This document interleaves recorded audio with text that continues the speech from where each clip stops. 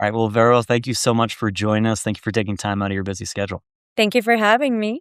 Absolutely. Absolutely. I'm excited to dive into some of our questions since I know you, unlike most of our guests, actually work within multiple ABA groups as a consultant, as Yes. a partner. So we'll start off first by asking what drew you into the behavioral health space?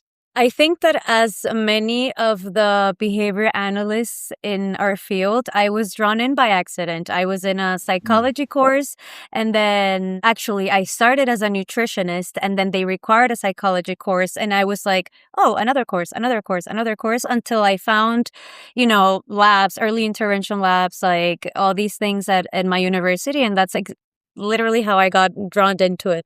That's awesome. That's awesome. Yeah, I find a lot of times I just took a class and I found out I loved it, and here I am. Yeah. Yeah, that's really cool. So, because you're in a lot of different spaces, how are you seeing AI change how the day-to-day work of ABA is done right now? I think that it's a time saver, and it's almost like this invisible partner, right? Like he's your partner or it, I don't know. But like you can't see it, you can't technically never talk to it, but the way that it has changed the way I send emails, like resolve issues, maybe right like a concern that I have with an RBT, a supervisee or a parent, and the way that it delivers it in a fraction of the time. Also with treatment plans, like there are things that are super standardized, and of course you remove all the personal information, but it just cuts the fraction of the time. So I see it as a crazy ally. Absolutely, absolutely. And there are some models that will cut the PHI automatically for you too. So you don't have to filter things, which is nice. I completely agree. I even see it we're in the marketing space, right? But I see it all the time. I use it to help to renegotiate a client contract the other day that we're having issues with these pieces. Here's the massive long email of 85 different points. Translate that. Exactly. Yep, off we go. That's awesome. So how do you see AI especially kind of changing the whole field as we go forward, say 3, 4, 5 years? Well, I personally my focus also, since I became in, like this international BCBA, right? I'm attributed that title. And the way I see it is I try to really put in the culture of each family that I work with. So for example, with AI, I kind of take, like you're saying, a contract, a whatever, and I go, hey, I literally don't understand. Can you just explain what they're saying, like pure Spanish and like Venezuelan? I'm from Venezuela, so like Venezuelan Spanish, I don't get it. And it goes, oh, no worries. So then, like, that's one of the ways that I see like the field evolving. Also, part of, like you're saying, I'm in different places at the same time, and right now we're planning an international all Spanish conference that's virtual. So that's like has been the response to that has been crazy, because people in Spain and Mexico and Guatemala and Peru, like in places in the world where I was not expecting to get like feedback and responses, people are going crazy for it. So also one of the things, the board here in the United States keeps, changing, putting their rules and whatever. And one of the updates or rules that they made changes was that the therapists have to attend conferences. So this is again another opportunity to join with AI in a cultural way, because it could help you really filter the language and, I don't know, tell me information about a place in Colombia that I haven't been to yet, and I don't know yet, because I do like to go see places myself. Me too. Me too.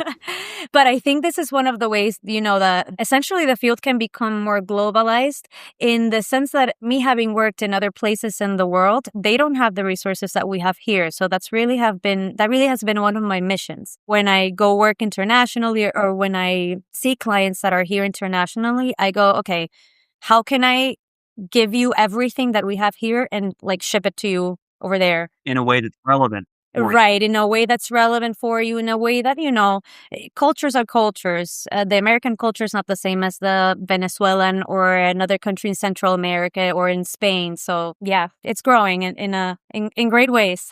Yeah, that's incredible. That's a really good, I really like that take. I think a lot of people think about AI and they only look at the time saver factor, which is important for sure. And they don't focus on the ability to break down kind of cultural barriers, which I think is a really solid point because it does work very well in doing that, right? Not just in matching the language, but then also matching the intent and the tone. And is that actually what I want to say if I'm saying it in Venezuelan Spanish versus Yeah, whatever, Mexico City Spanish, right? because it will be completely different. It will be Yeah, completely absolutely. different. And in Absolutely. Spanish, if you say a word that for in the Venezuelan like lexicon is a bad word, but you don't know, then I'm gonna be like, oh my God. I just swore to my 5-year-old who's gonna go start Exactly. repeating it. Yeah. Yeah, no, that makes complete sense. That makes complete sense. That's awesome. Well, thank you. We always ask a couple of marketing questions because we're a marketing team that specializes in the ABA and the behavioral health space. What is right now the best way that you're acquiring new partners, new clients? The best way that I've always worked, and that hasn't changed, is word of mouth because I'm very much connected to different universities and people from universities and professionals like that.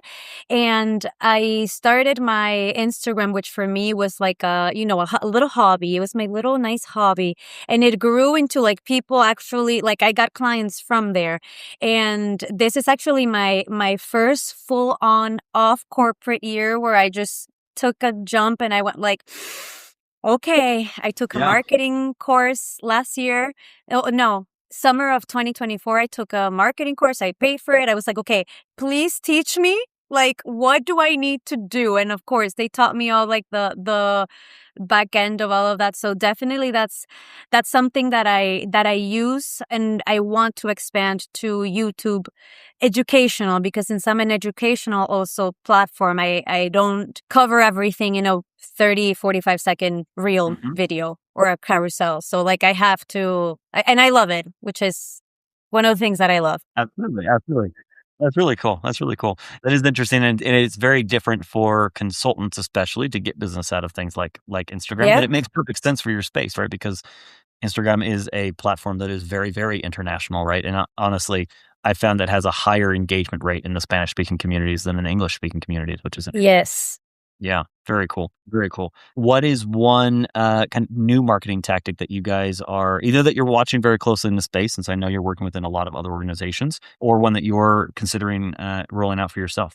One of the things that I got pushed into doing this conference was contacting huge companies for sponsorships. And I was petrified. I was petrified. I was like, what do I do? Like, oh my God, they're going to think I'm such a bad person because I'm asking for money and blah, blah, blah. And it has been a process, in the past 2-3 months, which has really been super rewarding. And I like it because I love connecting with the community. That's one of the reasons why out of all my travels in the world and the country, I went back to my city, to Miami, because I felt like this city is 110% community. We help each Yeah. other. Hispanics help each other out. Like, so that's definitely something that I would love to do, to partner with other people, because I also want to give highlight to whatever, you're doing or another person's doing. And if it could benefit both, then it's a win-win. Very cool. Very cool. Love that. I love that. Perfect. Well, thank you so much for sharing your insights, and thank you for helping to expand. I think the ABA universe. I think a lot of people here in the U.S. don't think about how much this work is needed in other countries and other languages and other cultures. So I appreciate you expanding it to those other communities. Thank you so much. And thank you for having me. Your space is so cool. Thank you. Thank you.